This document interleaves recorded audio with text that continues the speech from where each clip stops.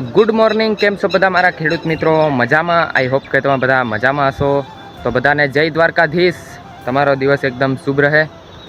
તો ભાઈ આપણે આપણી ખેતીની કામગીરી ચાલુ થઈ ગઈ છે.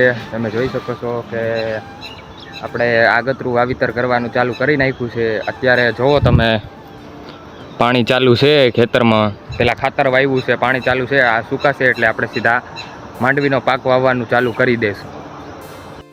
તો આપણા બધા ખેડૂત ભાઈઓને મારે એ પૂછવાનું છે કે શું તમે પણ આગતરો પાક વાવવાનું ચાલુ કરી દીધું છે? જો હા હોય તો મને કોમેન્ટ કરીને જણાવજો કે તમે આગતરા પાકમાં શું વાવ્યું છે અને હજી વાવ્યું છે કે નથી વાવ્યું, પાક વાવવાના છો.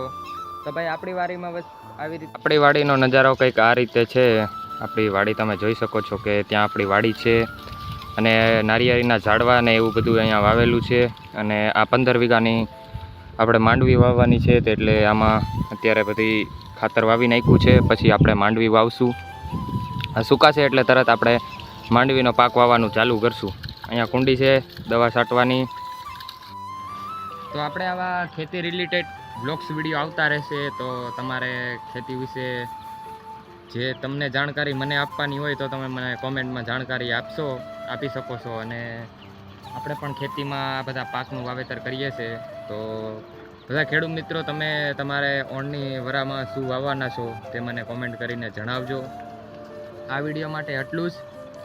અને મારું નામ છે રોહિત, હું દાહોદનો રહેવાસી છું. અહીંયા મેં ભાગીદાર તરીકે છું. મેં ભાગ વાવેલો છે અને રાજકોટમાં.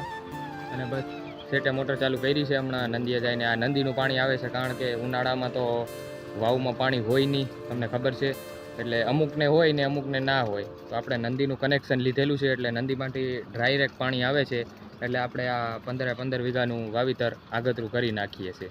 ઓકે, તો મળશું એક નવા વિડીયોમાં. ત્યાં સુધી જય હિન્દ, વંદે માતરમ.